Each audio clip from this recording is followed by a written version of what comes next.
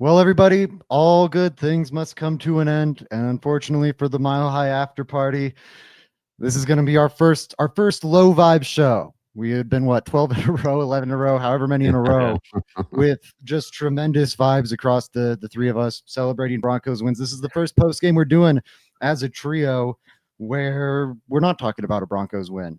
I think that game was painful and frustrating for a lot of different reasons. It feels like they had some really unfortunate breaks and like referee calls go against them. It also feels like they were outplayed to me. Yes. Ultimately, I think they were the better team in that first half and they were still outscored. But on all of this was a pretty rough one. And I think a sobering note. Hopefully, it refocuses and recenters some things before the playoffs. But before I keep lathering on, let's get into it with our guests, our co-hosts here. To my left, we got David Talks Sports. Find him, David Talks Broncos, David Talks Buffs.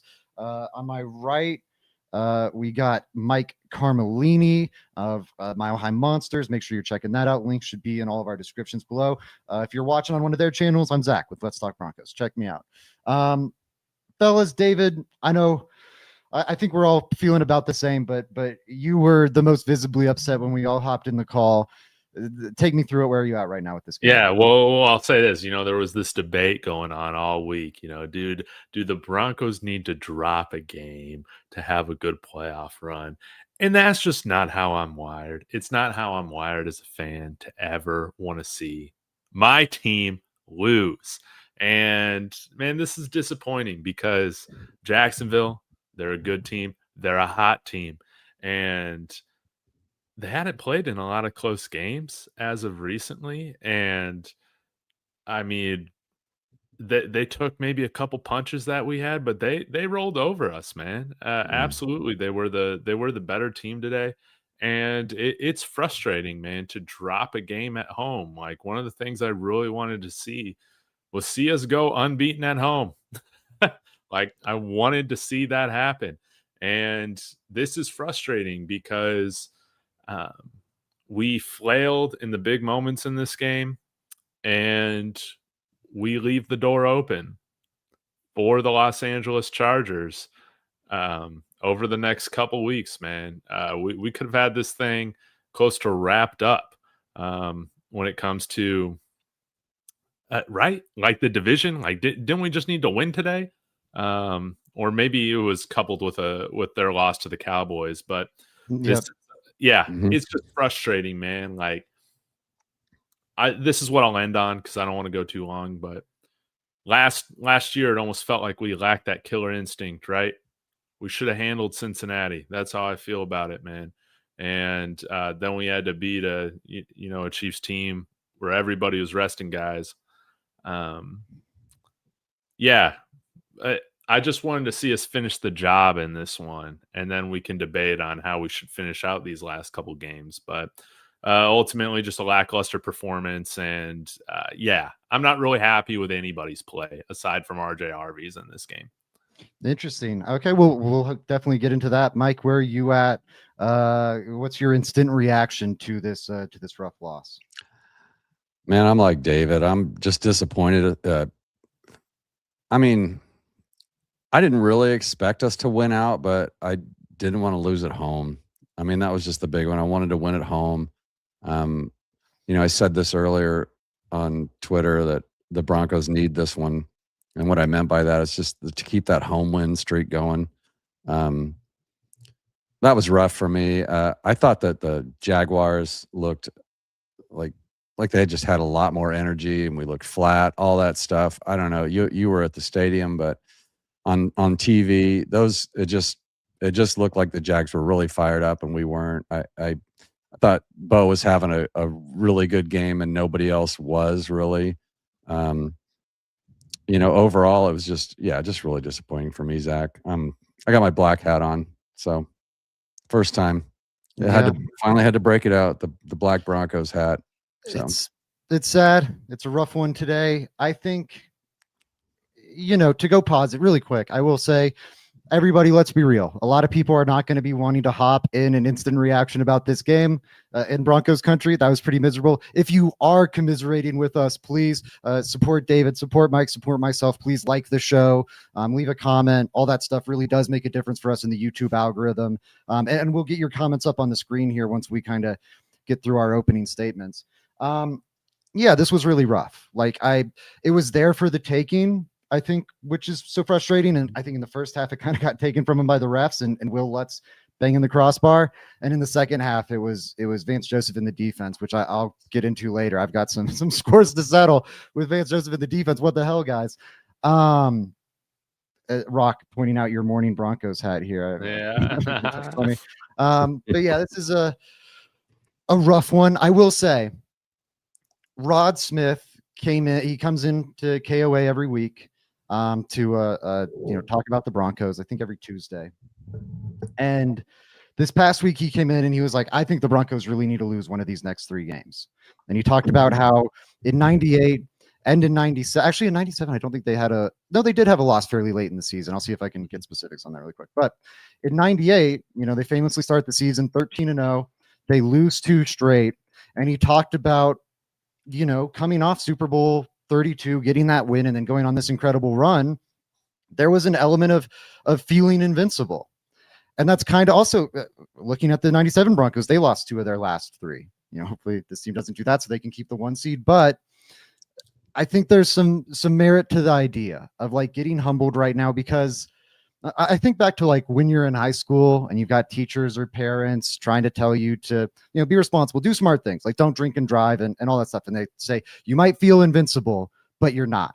And a lot of kids, will push those limits because you are invincible until you aren't, and sometimes it takes that awful moment, a sobering mistake, to make you realize, oh my God, I'm not invincible. Life is a very delicate and fragile thing. I need to get my head on straight. Mm-hmm. And it catapulted the 97 Broncos. It catapulted the 1998 Broncos. I think the 2015 Broncos had a similar stretch to close the year. Obviously they beat the Chargers in the last game, but before that, I think the Brock Osweiler's experience was coming to they lost 2 out of 4 to close the season. This is crazy.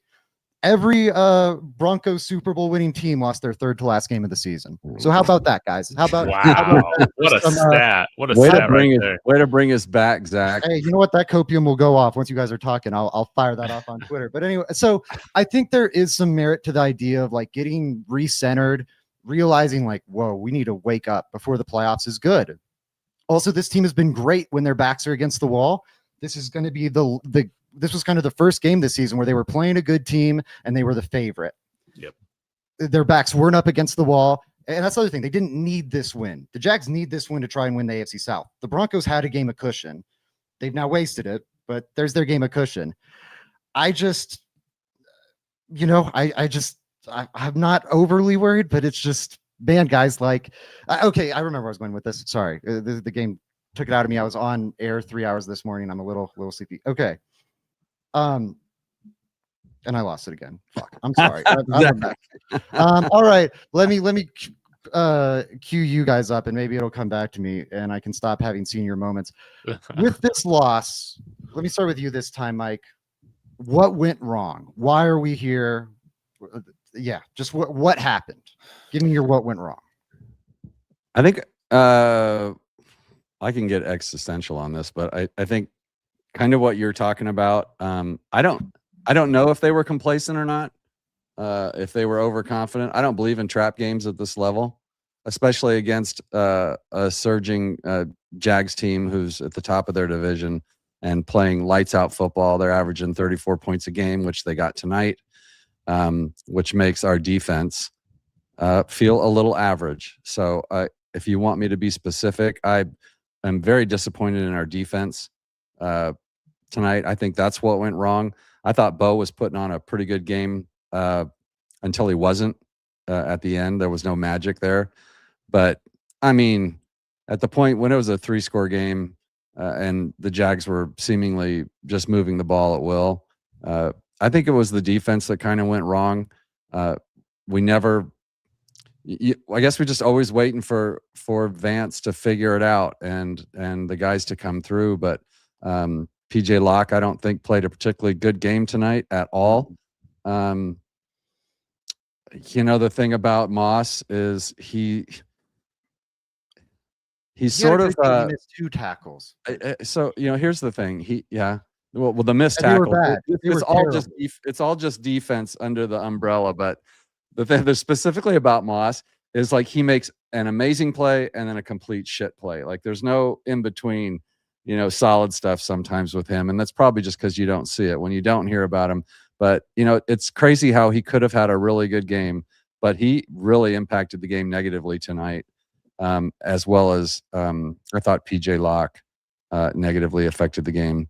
So I'm putting most of this on the defense. Of course, there was the cute play. There's always the cute play that Sean has to do, the triple zip around / 50-yard bomb. But other than that. Okay, I'm going to jump in really quick and then I'll ask you, David. I'm going to defend Sean Payton on that play call. Every other time it's been called this season, bad play call. Bad play. Literally, I mean this. Every other time it was called this season, it was a bad play call. Because watch what happened on the play. It was blown up for like a 5-yard loss, or it was a nightmare. If Bo throws a better ball, that's just a good ball. Just an average good ball would have done it. Yeah. And also, that's on Sutton. Like, was it a perfect ball? No, but it was there. You have 2 hands on it. You get it all the way to the ground, and then it hits the ground and it comes out. So that was like, to me, that's not the play. That's the players. And that one. Zach, how many times how often does Bo hit that long, deep shot? How more often recently? He hit Troy Franklin today. He had a couple. Recently. I'm just saying that's not generally his game. He's had some deep overs and some deep balls to Franklin, I guess. But I'll say again, if the odds of him hitting that are pretty rare, he's going to underthrow it or overthrow it. I disagree. You got a wide open receiver 40 yards downfield. Bo has been playing a lot better over the last month. He's second in the NFL at EPA per dropback. If you can't trust the quarterback who's second in the NFL in EPA per dropback to hit a wide open receiver downfield, man, I don't know what you can call. I'm not saying that you can't run the play. I'm just saying the game was kind of on the line here. Like we're trying to. Son normally catches those things, man. That still hit him in the hands, right? And I think Bo's been money. Like I think that was one of his worst throws until he started pressing. Until he threw the interception when there was a wide open running back right in front of him, and he threw it to Pat. And we got to talk about injuries later too, guys. We will get. Yeah, that's a good. I'm gonna start looking for updates on that while you guys. Yeah, let me know if you see anything about the post game. Yeah, you know what? I think we do, or we should circle back because there might be an update, and it'd be better to cover this when we know a little more. So let's unpack a little more. Or no, David, I didn't ask you yet. What do you think went wrong? Where are you at? What's your what happened today? 2-parter here. The first thing that went wrong, just a total lack of focus there in the first quarter from the team. You had, again, 3rd down, I think on our first drive, we got RJ Harvey just dropping a wide open pass that would have gone for a 1st down. Now, he ended up waking up. But then also you had defensive miscues there in the first quarter, penalties. Now, some of those were, not great calls, but nonetheless, penalties extending the drives for Jacksonville. And then you're failing to tighten up in the red zone, which is where we've been great all year. But that's really huge, David. That's huge, man. Yeah. I think, man, what this comes down to is that we just didn't tighten up, man. When the game was on the line, we flailed and faltered instead of playing well. And it's why, even though Bo Nix, I know we might differ on this, statistically he might have played well.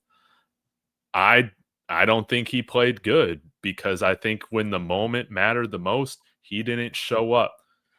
The Jaleel McLaughlin exchange, that's on him, or partially on him at the very least. One of 2 guys. The 4th down throw to Pat Bryant should have never been thrown. Tyler Bidet is wide open underneath. This is a 4th and 2. Then we're talking about what would have been a 4th and 3 turned into a 4th and 10 because he stepped out of bounds before throwing the That ball. was terrible. Yeah, He that's bad. closed the game. He lacked focus today in those big moments. He closed the game really bad. And I think like Bo Nix was amazing in clutch moments until today. Yes. And today he was far from it.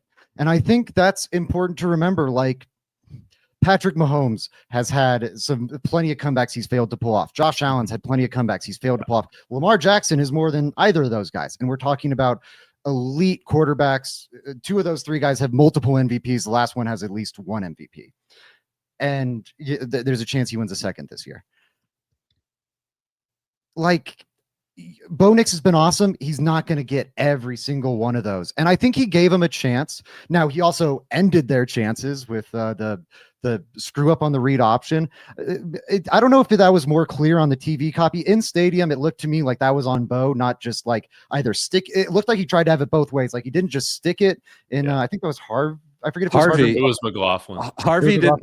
He didn't want to let go of the ball. He didn't want to let go of the ball. To me, it looked like So Bo they ended didn't up fighting for it. Mm-hmm. Yeah, I don't know. To me, it didn't look like looked like Bo tried to have it both ways. Maybe it was on Harvey though. I was in stadium. I didn't have the best view, but I mean, that's a terrible mistake. You guys hit some of the throws. We'll get into injuries here eventually when hopefully we know more about him. But obviously, he has that throw that injures Pat Bryant. That at that point in the game, like, it's over. Don't just get out of there safe. And Mike, it looks like you might have an update really quick. So yeah, Kliss tweeted this out 3 minutes ago. Mostly good news. Movement in his hands and legs. Good. It's for concussion and not neurological symptoms, which is all very good news. Good. Yeah, scary. But I will say that it could have been a season-changing update the other way. Is maybe the right way to frame it. It could have been a multi-year changing update if that goes really bad. So and Greenlaw's out too. Yeah, Greenlaw, we need to hear what that situation is. I think you're really Hamstring. worried about that with the Justin Sternad area. I mean, linebacker depth was something we've been talking about for a while in Broncos country, and they've been fairly healthy, so it hadn't come up to get him yet. But now they're in a spot where might be getting him. At least Turner had a good game, but oof, this is a rough one. Okay. You talked about some of the officiating, some of the lack of focus. Mike, you talked about the defense. I want to the personal foul on PJ Locke on the false start play. I will tell you from firsthand, as somebody who was in that stadium, they could not hear the whistle. I couldn't hear. No one could hear the whistle, and they called the false start late. That's the other thing. They were well downfield. The ref was in my view who threw that flag. He threw it late. It was not called right at the snap. And that crowd, especially in the first quarter before things started going bad, loudest I've heard it in at least a decade. And I was on the beat starting right after the Super Bowl. So I've heard that stadium in all these rough years and everything. By far, I was there earlier this year even for a primetime game. And this is the loudest I've heard Mile High in a long, long, long time. You could not hear a damn thing. Like my vision was shaking, like it was one of those damn TV cameras. It was crazy. There's no way PJ Locke heard that whistle. No. And no one heard it. By the way, look at everyone on that play. But Trevor Lawrence and like a couple offensive linemen are the only dudes that stop on it. And I don't know, like that is a killer. They should have gotten off the field right there. Instead, they get an absolute gift. It leads to 7. They don't call a Brenton Strange push off on the second touchdown, which is fine. I think that's a little ticky-tacky. But then to set up their third touchdown, they call it ticky-tacky ass pass interference on the Broncos. So I don't think you can like legislate that's some asymmetric legislation there, in my opinion. So the refs had me furious. I think they were a big part of the reason the Broncos were down at the end of the first half. And then, they just got outplayed in the second. That's my first little rant. I'll get off my chest. Second one, guys, I don't know, man. Like I'm getting close to like having some hard conversations about Vance Joseph. Yeah. And I'm ready. There's like, you don't want to be emotional and all that stuff because he has generally done a good job with this team. But okay, like what at this point in the rebuild, we're going to be talking about playoffs and trying to win playoff games. And for all 3 years of this Vance Joseph tenure in Denver, the defense fades down the stretch. And I was honestly really disappointed with Vance Joseph's press conference answer the last week or whatever, when he said, as the season goes on, more films out there, it's just harder to play defense. Why are the other defenses not dropping off? Yeah. Why? Because there's still, even if you want to say, well, over the last month, there's top 5 defenses for, November 21st to December 21st. That those rankings exist. And the Broncos are like 20th. All right. So why are the other 19 defenses that are like ahead of you over this span? Why can they keep playing? Why aren't offenses catching up to all their stuff, but they're catching up to all Vance Joseph stuff? And last year, I was even defending him on it. I was like, they've got some injuries in the secondary. I don't even know if it's a trend. This could just be a 1-year blip. And last year, the defense was bad. Now it's 3 years in a row. And I mean, I just really hope he gets hired away as a head coach. So we don't have, I know some Broncos fans don't want that. I think Jim Leonard will, he's off that Mike McDonald tree. He will bring this defense a little more modern, I think. I love how we're not blowing any of this out of proportion and we're keeping it nice and calm here. Man, I'm not saying they need to fire the guy. I'm just saying, let's look in the mirror here. Yeah. It's real. It's real. At a point, find an answer. Because it's not, let's just be real about what this defense is. It's incredibly expensive. They've invested all over that defensive line. They've invested in the linebacker room. You've got a third contract player and a second round contract player in the linebacker room. You've invested in the secondary like crazy. You drafted a first-round pick just to give you extra secondary depth this year. At a point, the Broncos have more invested in their defense maybe than any other team in the league. Potentially. At the very least, it's top 5. So you need top 5 results. That's the hard thing about when you invest that much in defense. When you're working with chicken scratch and you turn it into chicken salad, man, great job for you. Now we applaud you. Whoa, you got the 15th best defense in the league and you had all those guys to work with? Whoa, what a great coaching job. If you've got the best talent in the league, you can't have a bottom 12 defense. You can't have a defense in the bottom third of the league. And this is happening 3 years in a row now. I don't know, man. Vance Joseph needs to have some come to Jesus moments. It's been that way. I see people in the comments Martin here. Oh, the Raiders put 21 points up on the Texans in Houston's defense to struggle at times. Yeah, but look at the Texans over the last month. They're still a top 5 defense. We're not talking about a bad game. I'm talking about since the mini bye, the same time the offense started cooking, this is a bottom 10 defense. EPA, success rate. It's not working. And especially on third down, Vance needs to come up with some sort of solution. And last week it was bad. The offense was just so damn good last week it negated it. Sorry, I know I've been ranting. David? I think I'll let Mike be the voice of reason to close us out here. So I'll start with you. Am I crazy, David? If we're talking about the nervous meter last week about the defense, I said I was at a 5. Now I think I'm more so close to a 7 because I'm an 8. Yeah. Yeah, I think when you look at the last 4 games, I would say that our defense performed below expectation. And the expectation is that this defense should perform like a top 5 unit. And hats off to Liam Cohen. Somebody said this in the comment, Gator John. He's got Trevor Lawrence playing great, absolutely.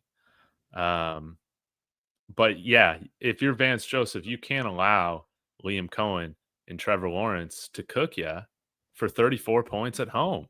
That's just inexcusable. It's inexcusable. Yeah. And I think perfectly put. I am worried about PJ Lockett safety. Yeah. I am. Yeah. In the second half, it was clear that was an adjustment. Let's just keep going at this guy. Yeah. And that's another thing. Vance, is this guy a great defensive coordinator worthy of a head coaching job or not? Because if he is a great defensive coordinator, you should, with all the defensive talent, be able to coach around an injury or two. Yes. Guess what? Injuries happen in the NFL. And the best coordinator, like Aaron Glenn, who's not really doing great as a head coach this year. Do you know why he got that head coaching job in New York? Because Detroit lost every single starter and half of their backups, and they were still a top 10 defense. So why are the Broncos the bottom 10 defense with like 2 injuries? I don't know, man. Like, and I know I'm being a little dramatic. I'll own that, but it's just like, are you or are you not what you claim to be? Like, all the talent's on the defense and the results don't follow. So what is it? Right. And the answer doesn't seem overly difficult to me. I really hope he gets a head coaching job because I don't want to fire him. I really would like those 2 third-round picks, but because if it is, they've just caught up to us. How much more simplistic is your defense than every other defense in the NFL? Is it what Rock is saying here in the comments that, we got PJ Locke and Alex Singleton playing still? Is that? No, because I agree 100% with Zach. The problem with VJ is he's a 2-trick pony. Now, the worst thing is a 1-trick pony, but he's only got a couple tricks up his sleeve, honestly. Yeah. And that's the problem. I think he's good at a couple things that he does. He creates some chaos at the line of scrimmage and can do something with pass rush, but he's also got Zach Allen and Roach and some other good players there. But and then he's blessed to have Moss and PS2. I don't see him making anybody better. Like a couple times a game, he'll call some wild thing that'll kind of work out. But generally, Zach, I think I've said this on the last 4 shows. Between the 20s, there they go. He's not stopping anybody. And the red zone defense, like that's why they lost today. They couldn't get any red zone. Like, so they lean on the red zone. You look at the Packers game. They were great in the red zone on offense, great in the red zone on defense. They win that game. Today was the exact opposite. So that's the 2-trick pony I was getting to. He can rush the passer. Can't cover a tight end. Can't cover a back out of the field. Can't do any of that stuff. Always somebody. And he can do red zone defense. Those are his 2 things. If you find a way around that, I've never seen him adjust to fix any of that stuff. I've never seen VJ just blow me away with, I mean, of course there are games, but I'm with you, Zach. I've always been like, yeah, he's good.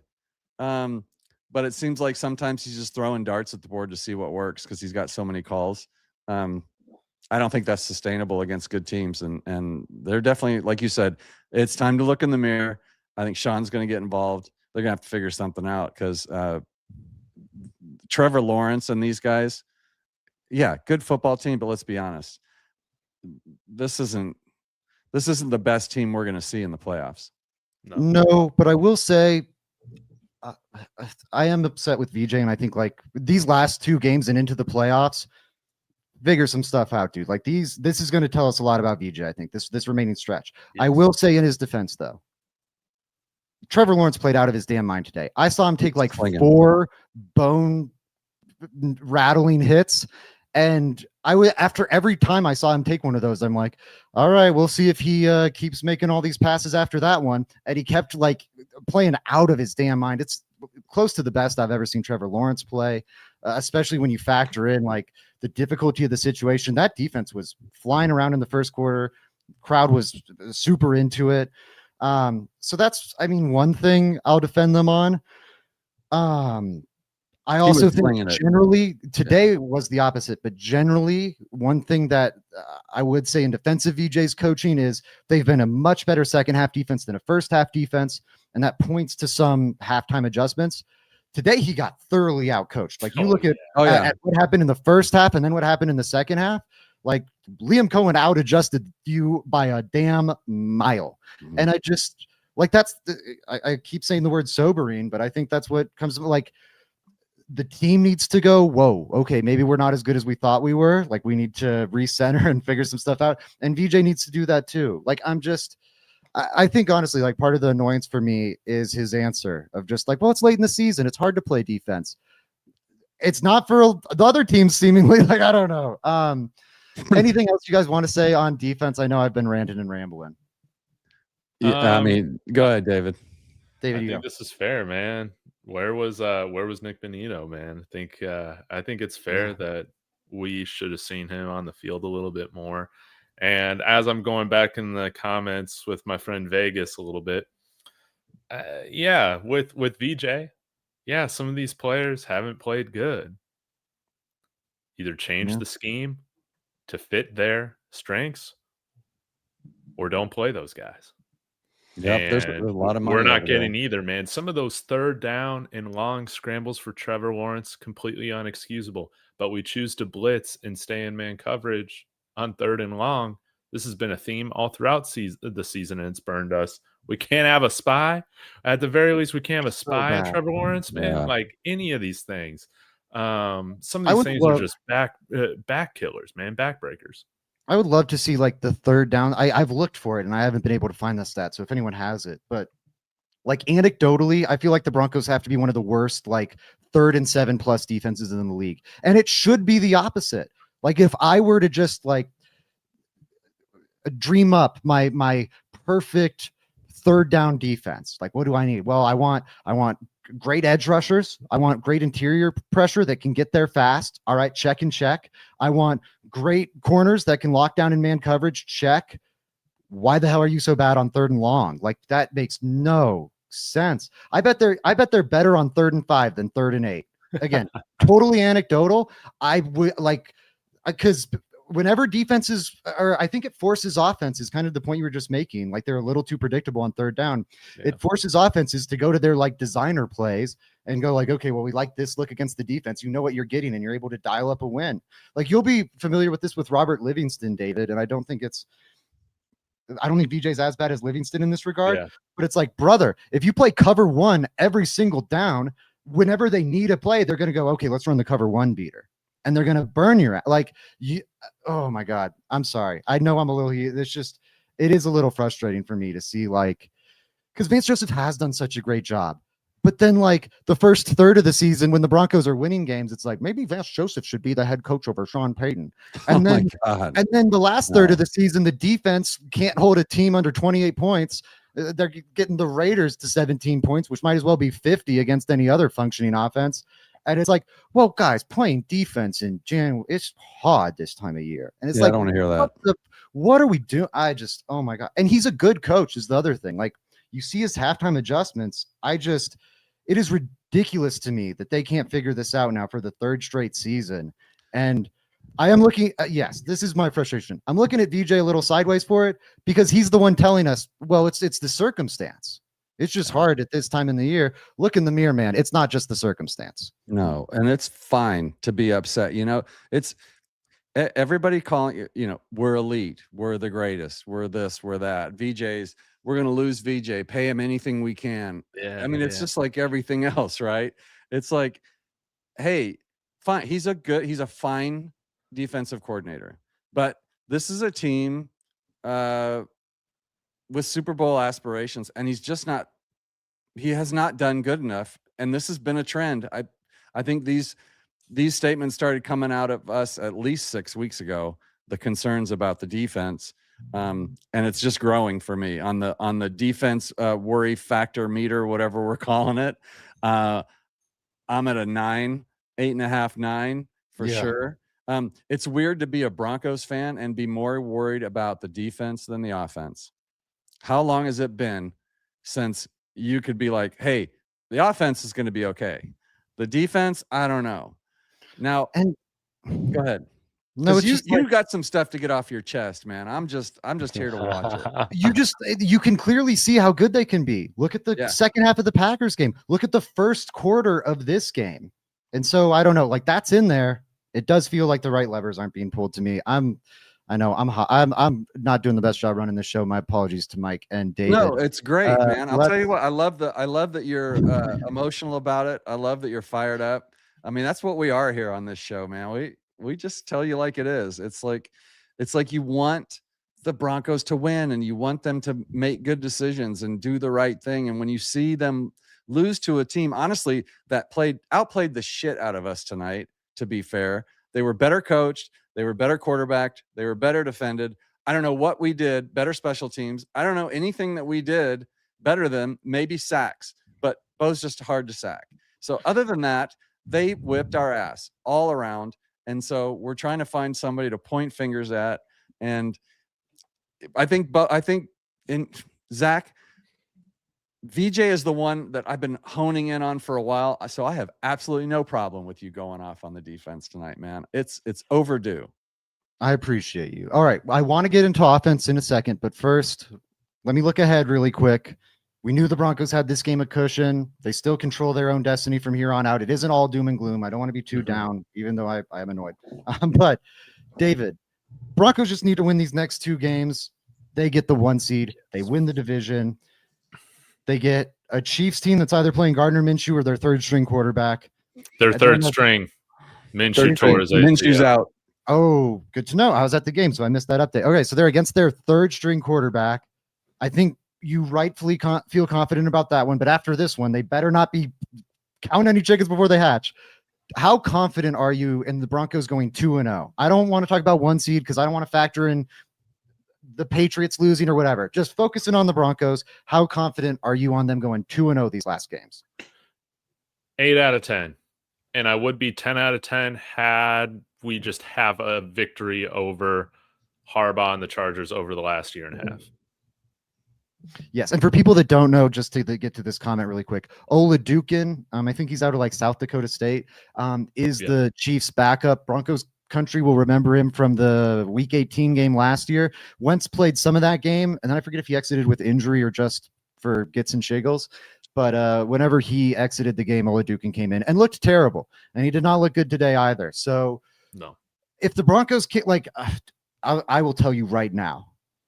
If Olajuwon carves up this defense, don't tune in next week. Yeah, we're going to rename the show. It's just going to be about VJ. We're going to rename the show. It's going to be a hour-long. Can I answer your question? Yeah, sorry. Tell me what you think about whatever I asked you about. Okay. How confident you feel about the closing of that? So much, Zach. What's so great about this cast is how much we care about this damn team. And how we're mostly always so calm and the voice of reason, try to be adults in the room. But F that tonight. I'm having trouble even keeping up with my thoughts, man. But the last 2 games, first of all, if we don't absolutely demolish the Chiefs at Arrowhead, I'm going to be disappointed. And then the Broncos just don't deserve to be the number 1 seed going in. If they can't, they have to. They have to. And the second thing sitting here right now, Zach, you're muted. If I were to bet money on the Chargers and the Broncos right now, I watched that Chargers game today. They absolutely dominated the Cowboys, as they should, on the road. It was not as close as the score, and the score wasn't close. They look like they would beat the crap out of the Jags. I'm just saying. That game is not in our back pocket, and that's one of the reasons why I said we needed this game, because after watching, I don't know, man, those Chargers, I hope they start charging soon. I will say we saw these Chargers play these Jags, and I think they lost 35-7. So how long ago was that? That was before they went on this win streak. That was their last loss, but not too long ago. We're talking about 5 weeks, but. They're very beat up. Like, that's part of the thing with the chart. I do think the Broncos should be able to win that game. I think I'm at like a 7 now. If I didn't have the last decade of Broncos trauma, I might be at an 8 or a 9. Okay, that's fair. But it does feel, and I kept saying it before this one. I hate to admit, but I was like, after this last decade, it's like now the moment I believe in the Broncos, they're gonna come up short for me. And no more believing from this fella. Chargers got the Texans coming up next. We'll learn a lot about Texans. Gotta win that game, teams, man. But we're going to definitely be rooting for the Texans in that game. Shout out to Vegas. Nice little holiday Christmas message. I will say to all our viewers, thank you very much for supporting us. Very grateful for it around the holiday season. Hope you have a great holiday with you and yours. I'm not wrapping up, but I just wanted to say it because the comment was there. And we will, just while we're on the topic, I believe all 3 of our current plan is to do some sort of post game for that Christmas Day game. So make sure, we're all on board. Okay, sweet. Yep. So same time here after Thursday should be more fun. Maybe we'll be wearing Santa hats. Hopefully not a black one, Mike.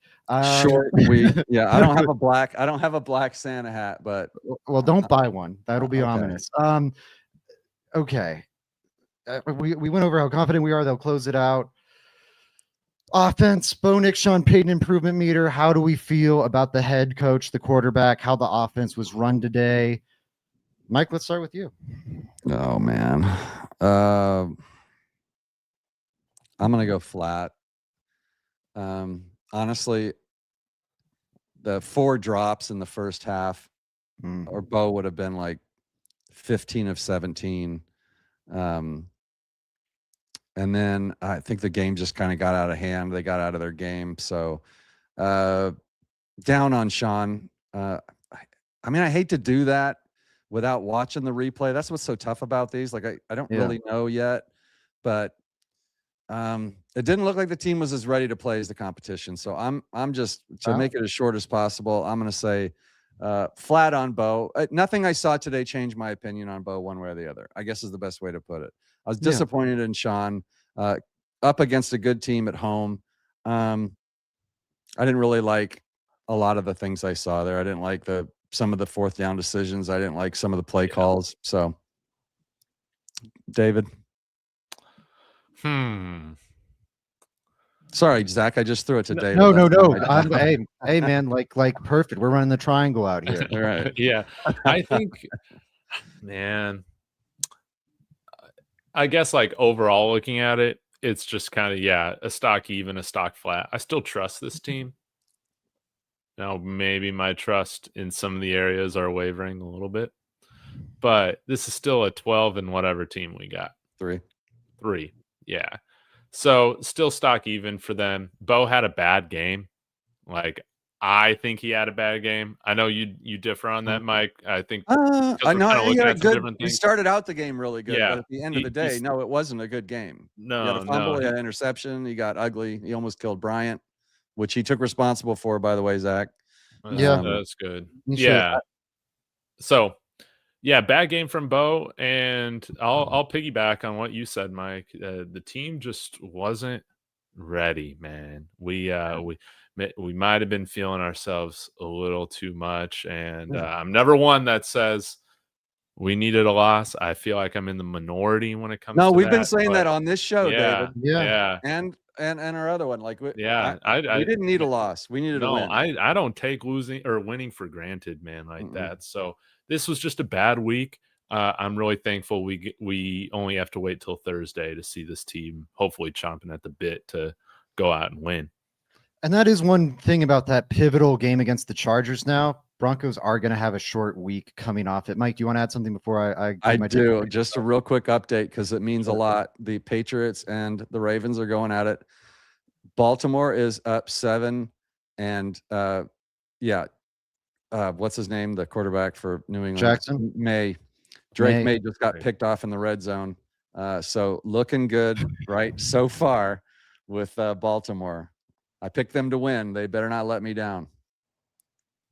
Man, that'd be a nice loss if the Patriots it'd be nice lose. to get, I'm just saying. It'd be nice to get some help tonight. Yeah, because everybody else won. Yeah, it's been bad. It's been a rough day for the Broncos. Appreciate y'all in the chat. I like this little live chat feature where y'all just pop up on the screen. I think that's nice. Bo Nix and Sean Payton, I think I'm a little more positive on both of them than you guys. I think I ultimately agree with you that I can't really say stock up on Payton. I think it would be like a flat. This Broncos staff was outcoached today. That I feel pretty confident about. Like, you win against this defense last week, and it's clear you did not adjust as much for like the rematch as Anthony Campanelli did talking to his mentor, Jeff Hafley. Like, they had better answers this week. And then obviously we talked about the offense out coaching Vance Joseph. They just got out coached. So I can't say stock up. I will say, and this will get lost in the shuffle today, this is an elite run defense, the Jaguars. Just about any way you want to slice it, they're a top 3 run defense. I think they're 3rd in like EPA per rusher allowed, 2nd in rushing success rate allowed. I might have those flip-flopped, but point being, they are a ridiculously good run defense. And the Broncos did a tremendous job running the ball on them today, whether it was Jaleel, whether it was RJ Harvey. Rock had a good comment that they did struggle in the short yardage areas. I think that's meaningful. Yeah. Like it cost them points at multiple occasions, and running those really hard to get yards or gaining those really hard to get yards in the run game is the most important aspect of the run game. But this is an elite Jaguars run defense. Like the fact that they were winning in so many aspects, but not in those second and shorts, third and shorts, whatever. It's frustrating, but to me, it's not a panic thing about the run game. It's like, hey, you couldn't just dominate an elite run defense in every facet, but I don't think you should be expected to dominate them in every facet. The fact that, like midway through the third quarter, I don't have I'm glancing up at the stats in the stadium, but like midway through the third quarter, the Broncos are averaging like 7 yards per carry. And yeah, 9 in the first half. 9 in the first, and 9. Some of that buoyed by the explosives, certainly. Or the one explosive carry by Harvey, but like that's always been part of the formula. Like Harvey wasn't supposed to be Mr. 4 yards in a cloud of dust. He was supposed to be like, sometimes he gets tackled for 2 or 3, but every now and then he breaks a tackle 20 yards downfield, spins off it, and then outraces a fast-ass linebacker to the pylon and gets you a touchdown instead of a 15-yard gain. And those hadn't been there. Seeing that today had me feel great about Harvey. He had another explosive reception down the right sideline that ended up getting wasted later in that possession, I'm pretty sure. But I was really excited with what we saw from Harvey. I think McLaughlin had his best game of the season too. And drawing that up for the run game against this Jags defense, it gets Peyton a bit of a tip of the cap from me. Bo, I'm mixed. I feel better about Bo than you guys did. I think he closed the game terribly. The read option, I think, was on him. Maybe I'm wrong on that. Maybe it was on Harvey. But like that'd be the most glaring mistake to me. The 200s or that, and then the Bryant throw. You don't need to throw your receiver into a hit at that stage in the game. The game's over. Yeah. The 2 interceptions on 4th down, try and make a play. Those really don't bother me much at all. Missing Beatty, I mind, but you're trying to do something there. That's just football. I just ultimately quarterbacks. What we've seen from Bo in the 4th quarter this year is atypical. Quarterbacks tend to be worse when they're down because you got to make a 14-point comeback in 7 minutes here, man. You got to make plays. You can at that point go broke taking a profit. You need a big profit. You need to hit the lotto. And I think you felt him pressing this time in a way where I don't think you felt him pressing in the clutch in past. And I think he's demonstrated enough in the clutch that I'm not sounding the panic alarm. I'm not worried about it. He was not as good as he'd been in those past clutch moments. But I think you put a lot of quarterbacks against this like opportunistic Jaguars defense, plays a lot of zone coverage, and you put them in a 17-point 4th quarter hole, and ask them to dig out of it, and you're going to get turnovers, and you're going to get some weird mistakes because they're pressing a little too hard. And you know what? Credit to Trevor Lawrence. He was put in some hard positions, and I thought the Broncos were going to make him press, and he never did. Bo did, and that was the difference. But I don't feel like my confidence in the defense is rattled. Straight, like going forward, they've got the talent. They could get back to being a top 5 defense and go to the Super Bowl and win it all. Well on the table. But am I confident in that happening? Not at all right now. Just straight up.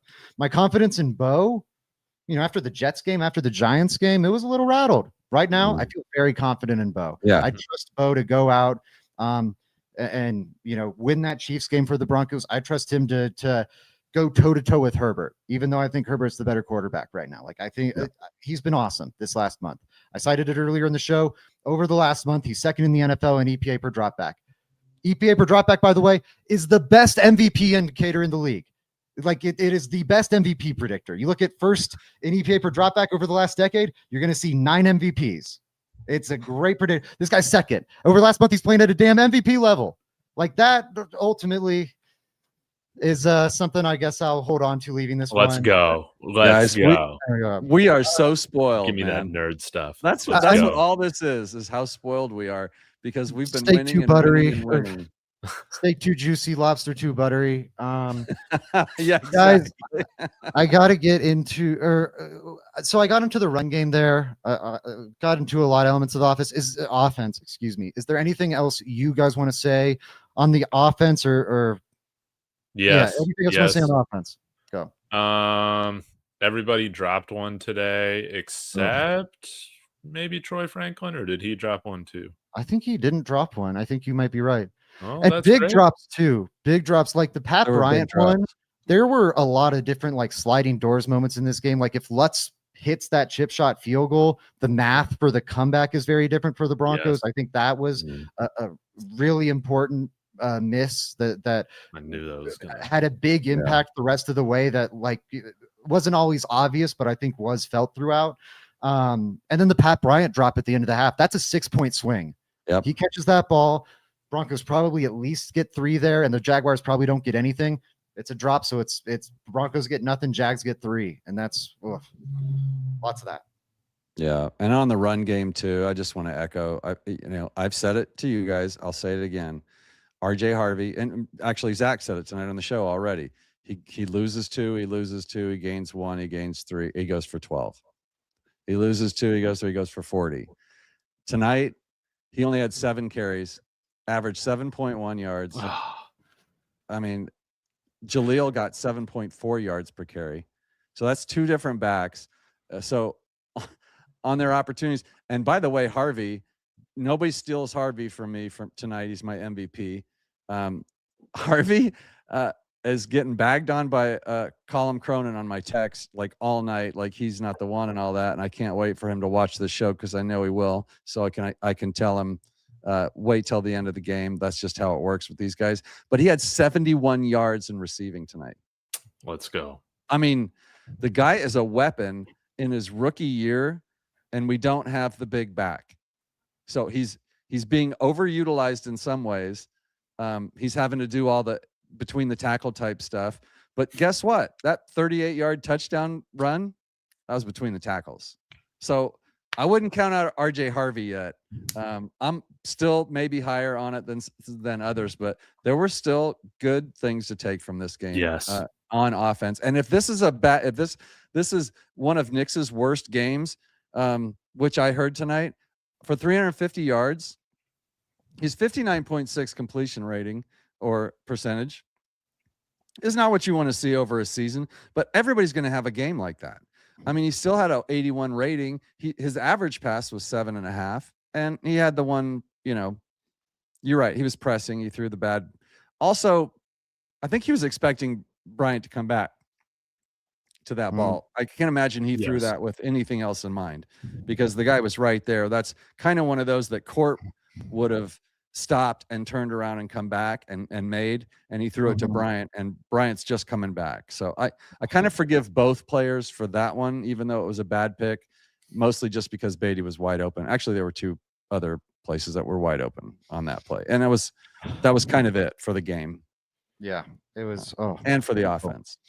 Painful. First multi-possession loss of the season for the Broncos. That's not the stat you want to have after this one. I am optimistic about RJ Harvey. Average 7 yards a carry today. Wasn't out good outside of that one big explosive, but I think him getting that big explosive is what you need to start seeing from Harvey. I don't know if he's ever going to be the most consistent guy down to down, but if he can add that explosive element, it's pretty huge. You add J.K. Dobbins back to the mix, and I think those 2 will make a very effective weapon. Yes. And if it's not J.K., just that bruiser, 3-4 yard, pound them, get them tired, soften them up. And by the way, last thing about defense real quick too, Zach, and I'm sorry, they did get their 5 sacks, which they need to average 5 per game over the last 3 weeks. David, as you remember, you won the game to break the record. So there's something there too. It's not all doom and gloom. No. Yeah. Oh man. All right. I will say I've seen some hate for Riley Moss, excuse me.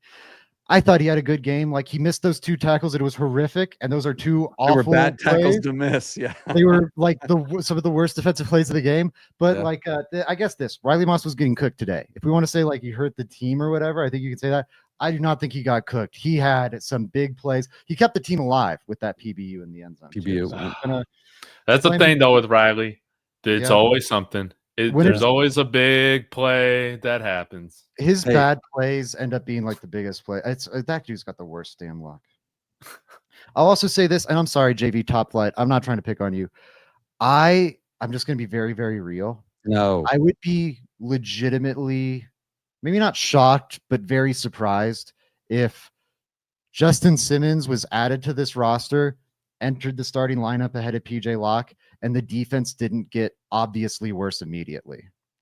Like there was a great like, hey, let's get Champ Bailey out there at corner. I don't think it's gonna go well. Like let's get Aqib Talib back out there. I think he gets torched for a 50-yard touchdown on his first snap.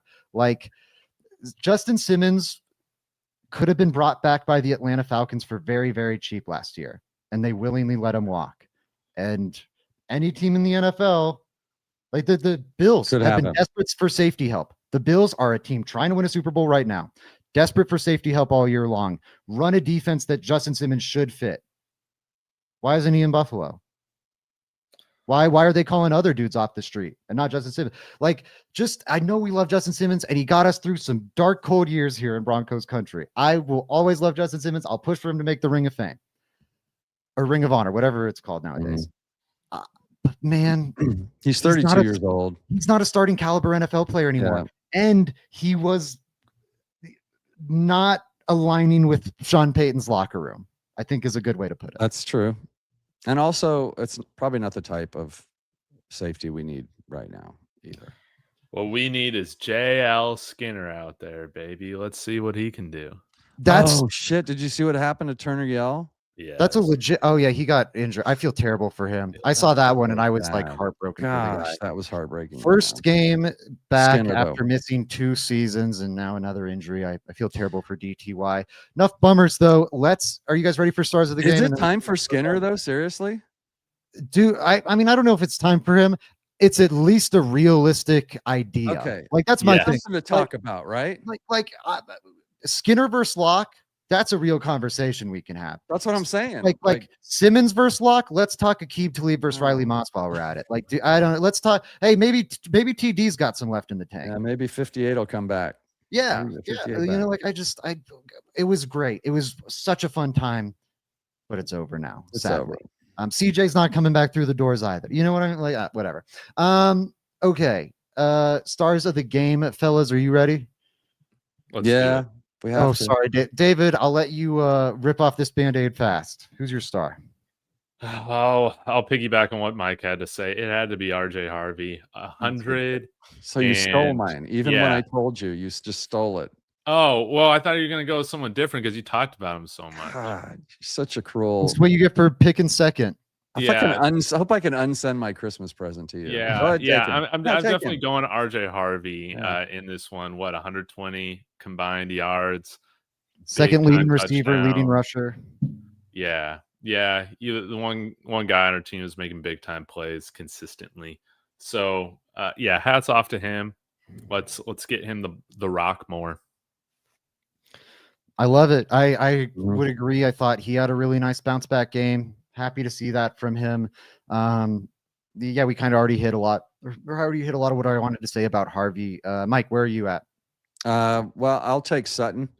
He had 6 catches, 86 yards, and a touchdown. Bo wasn't putting him right in the catch radius tonight. No. And he didn't have any touch on the ball. He was throwing rockets on kind of everything tonight. It was my first glance impression of him, even though I still thought he had a pretty good game until the end. But he made a lot of those catches, and I got to see some route running from Court tonight. He's like getting savvy in his old age. I thought Court was in the game. I thought he was one of the guys that looked like he wanted to be there. So I'm gonna shout out Court. It's so hard in a loss like this, but RJ and Court, like those two guys deserve to be shouted out for this game. Yeah. I think. I fully agree. Court had a couple missed opportunities. We talked about the trick play. We talked about the one in the end zone, or we didn't. But there was also the one in the end zone, which I think that would have been a really hard ball to catch. That was a tough one.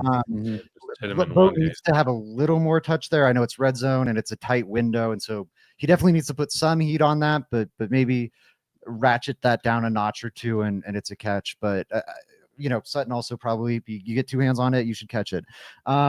He got like 2 fingers on it. Yeah. But I will say, I think that's another moment where like the Lutz missed field goal comes into play. You have that missed field goal, or if that field goal goes in earlier, you go for it on 4th down, and maybe they don't get it and the point is moot, but there's at least like a 40% chance they do convert that 4th and 3, and now you're just down 7 the rest of the game instead of 14, which would have been really meaningful. And just kept everything alive a little longer, maybe prevented Bo from pressing too much. But I just think there were so many little moments like that. Like that is a huge one. And the Pat Bryant 6-point swing we talked about, just it felt like all the biggest plays win against the Broncos. Like you look at the total yardage and everything, I don't think they were outplayed as strongly as our emotions might be telling us they were. It was just like every single big play win against them, or every break win against them, and just painful way to lose. They whipped us, man. Yeah, give us your star, Zach. I'll say you guys, I think, picked the 2 best stars by a good margin. I want to go with Bo here. I won't, but I'll say I want to.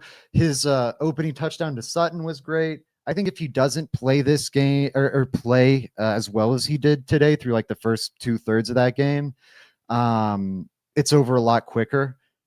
I think he gave, and like a couple of those drives go bad because he ends up, screwing up the 4th down or screwing up the read option. Again, maybe that was Harvey, but there were those faults, but he gave that stadium and he gave that team sparks of hope, a chance at life multiple times. And I think with how the defense was playing today, he did a decent job keeping him in it. That said, it ended ugly enough. I can't give him too much credit. I'm going to go with Troy Franklin. Troy Franklin over the last 5 games here has been really consistent, which is the opposite of everything that's described Troy Franklin really up until this stretch. He was targeted 5 times today, comes down with 4 catches for 66 yards. Yeah. That means over these last 4 games, he's been targeted 18 times. He has 15 receptions for 117 plus, for 183 yards.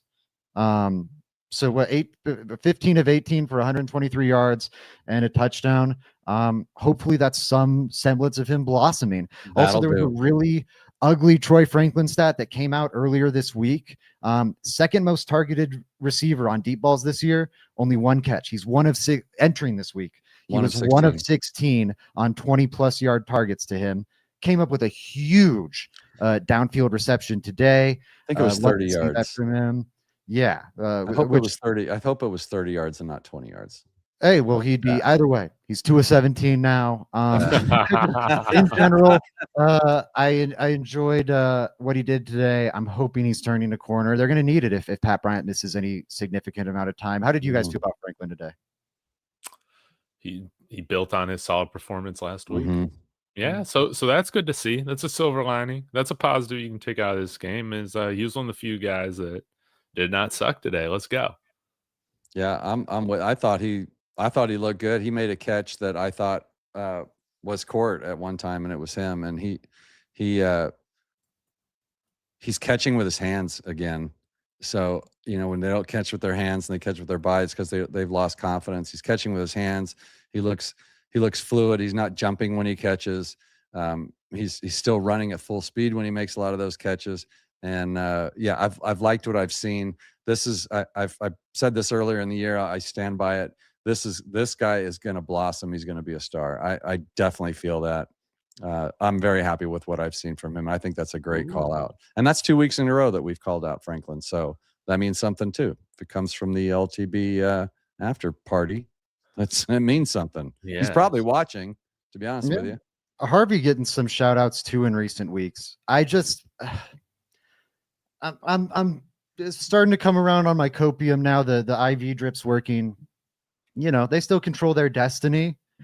And I will say, I think I go back and forth on this because I do think there's value in like, hey, you got an opportunity right now. This team really should be seizing it. And I think that is still true, but it is important to remember for Broncos country, like this year is gravy. everyone talks about the cheap quarterback or the cheap rookie quarterback contract and how much of a competitive advantage it is. It's a huge competitive advantage. The Broncos, 0 years of it because they've been having to pay Russ. Next year is the first year they get the joy of that competitive advantage. They paid $50 million a year for Bo last year, or they paid $50 million for Bo last year. They're paying him 37 or so this year. If you want to factor in the Russell Wilson into that equation, which is part of it, that's a bigger cap hit than because of how these quarterbacks are always restructuring their deals. If you wanted to combine Bo and Russ's cap hit this year, I bet the Broncos have a top 10 quarterback cap hit. Yeah, it was more than Mahomes this year. That is not surprising in the least to me. Point being, it's these last 2 years, what they've proven, it's like they've been operating with an expensive quarterback. And even more impressive, normally you compensate for that with a lot of draft capital. They've had limited draft capital these last few years because of the Russell Wilson thing. The pipeline has been limited because of how few draft picks they've had. And yet still they're in this spot. The future is very, very bright for this team. But it's... You or Zen said it the other day, right, Zach? You said that feeling some big splashes, signings in this offseason. Yeah, totally agree with that. It's time, right? To put the chips in, go for it. We got $40 million in cap space. Our highest paid player isn't on the team, and he's gone after this year. Yeah, I mean, 4 years. We're going. We're doing, baby. Yeah, we're going. You got rich ownership, Walmart money. Throw it around. Let's start flexing those bands. By the way, I'm looking at the updated American Football Conference standings, guys, and the Broncos are still sitting at number 1. That's right. Yep. Let's go. That's important. Did you say let's ride? No, I said that's important. Because we could do that one more time. Yeah, that's right. Okay, we should at the end of the season when he comes off of our book, Zach. Can we just call it let's ride?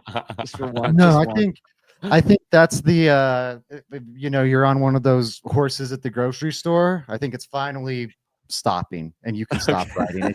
The ride is over.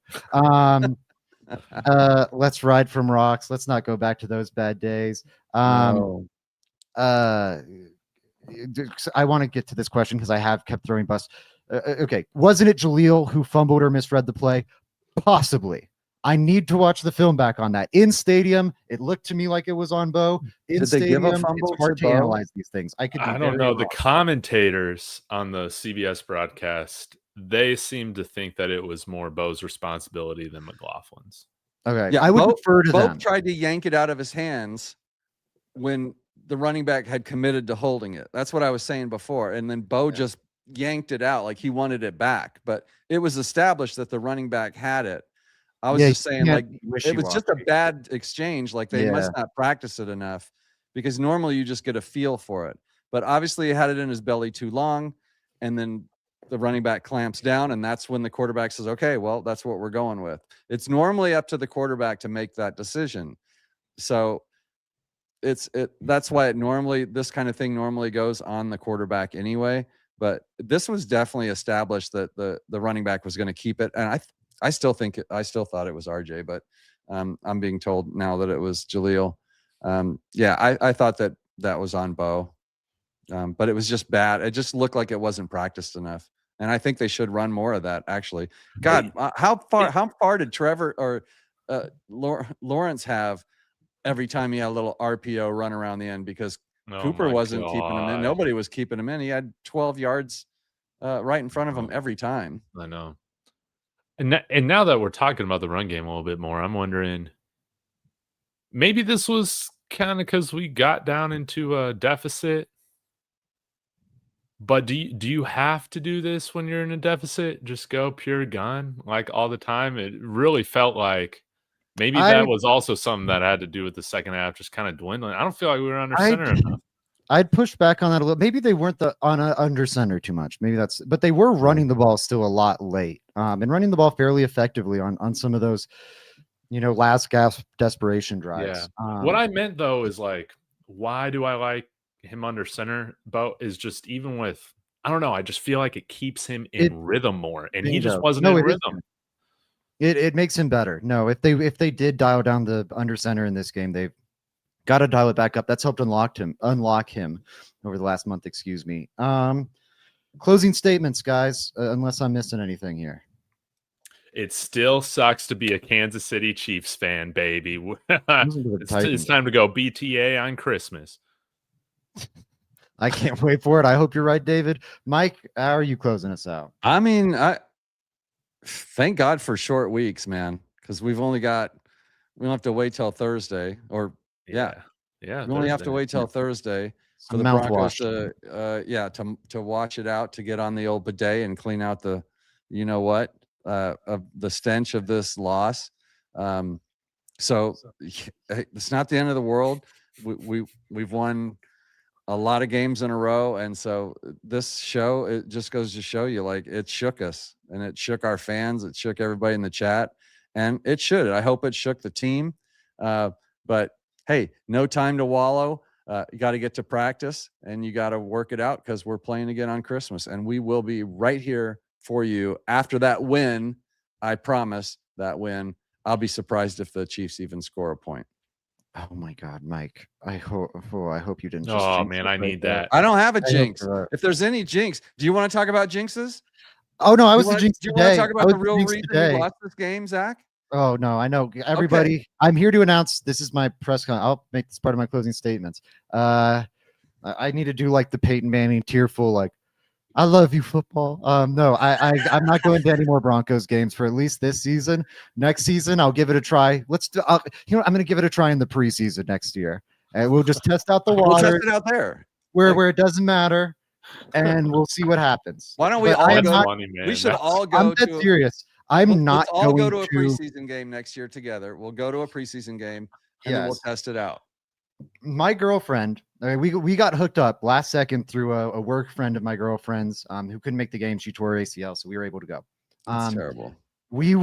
She won't be able to go to the postseason games too, and we were like, hey, maybe we'll be able to get some postseason tickets out of this. After the game, we texted her and we were like, never mind. We're not. I will not be attending any postseason games. Do not worry, Broncos country. I am making the sacrifice. If we can get Joey there, though, they seem to win every time that bastard goes. So. Let's go. The four of us will go to a preseason game this year, and we'll test it out. Fingers crossed. Yeah, I need some sage with me or something. But so I'll say that. Now, the other thing I'll say on a more positive note, the Broncos made a couple gambles with their scheduling this year. I'm pretty sure you can reject having multiple short weeks if you want to. You can also definitely request if you want your bye week right after the London game, you can have it, or you can opt to not have it. They took that gamble, worked out. They went 2-0 in those games. They get a bye week later in the season to get healthy for this stretch run. They've been better since the bye week, except for the defense, but the offense has been much better since the bye week. Overall, I think it really helped them out. This is the second gamble they made, where they went, we're okay, we'll take that second short week, we'll play on Christmas, and now you get a short week against the Chiefs team that, it's weird to say this about the Chiefs, but right now in this pocket where we're at, where it's Chris Oladukin starting on a short week for a team that might not have Rashee Rice and might not have Trent McDuffie and all these other injured Chiefs and have nothing to play for, they're probably one of the 10 worst teams in the NFL right now. Dude, maybe they just got beat by the worst team in the NFL. Exactly. They just got blown. They didn't just get beat. They got blown out by the Titans. Yeah. And so you get that, and then you get an extra long week to prepare for what will be the biggest game of the season. And man, the Broncos made some gambles back in when does the schedule come out? March, whatever, yeah. April, May, something like that. Whenever they do that stupid schedule release spectacular, they made some gambles on it. They have paid off big time now. And now the Broncos just don't have any excuses. I'm sorry. They should be the 1 seed. You need to beat the Chiefs with a third string quarterback. And that the rest of the roster, to my earlier point, is beat to shit already. Yeah. They're terrible. And then the next week you get a really beat up Chargers team at home with a severe rest advantage. The Broncos having the severe rest advantage. Yeah. At Mile High. Come on, take care of business. Take care Sean of it. Payton needs to outcoach Jim Harbaugh just freaking once. He needs to beat Harbaugh. When we were talking about a month before the first Chiefs game, and we were talking about how, hey, if these next few games go the Broncos' way, that Chiefs game might eliminate them from the division run. And what did I say? I said they just got to take care of business these next few weeks. Same thing. Take care of business. I'm not even talking about the divisional round. That'll be a tough get. These next 2 weeks, take care of business. Like I'm not really going to be hearing many excuses if the Broncos lose one of these next 2 games. Wow. Because I am that confident they'll take care of business. Fellas, or Mike, or not Mike, sorry, David, don't you have work Oh yeah. I got some sponsors I need to shout out, but man, I got to give a shout out to the Duvals in the chat. You guys are having one of the best years of your existence, and congratulations, y'all played great today. And optimistic Jag fan said Jags just had to sweep y'all's division, nothing personal. I totally didn't realize that the Jacksonville Jaguars swept the AFC West. That's ridiculous. Insane. That is insane. Hey, props to Liam Cohen for that. And he's got the Jags playing good football. Now, hey, guys, here's the thing. Kalshi sponsors David Talks Broncos. Thank you guys for allowing me to shout them out here on the channel, on the stream. Use the promo code DTB for a $10 bonus when you deposit 10 on there. Link is in the description of my stream. And I'm going to be back at the well, putting money on the Broncos, not only to win the Super Bowl, I already got money on that, but for them to take care of business on Christmas Day. So you can join me doing that. Whether you're a Broncos fan or a fan of another team, get on Kalshi, you get the best odds over there. And you'll find me back on David Talks Broncos, Zach, and David Talks Buffs talking football this week over on my YouTube channel. So thanks for having me as always, guys. It's great doing this with y'all, even when it doesn't turn out well. Mike, shout out your promo. I mean, shout out to Let's Talk Broncos and Zach for putting this together. It's a great show, and I love you guys. I get to do shows with you every week. David and I do another show every week, Monsters, and it's so gratifying to work with you guys and to see these names over and over again in the chat all the time. I just love it. I'm at Mile High Monsters Denver Broncos on YouTube. By the way, I set a goal to hit 1,500 subscribers at the end of the season. I'm at 1,588. I'm 12 away from 1,600 with 2 games to play. If you're watching on LTB or David Talks, go support them. Just go over to Monsters and just click the subscribe just for me. My wife might watch it and go, "Oh, I'm so glad I married this guy. He's so sexy. He's got 1,600 subscribers." You might actually be doing me a solid. So if Mike's you just throwing go Hail over Marys, guys, and hit my subscribe.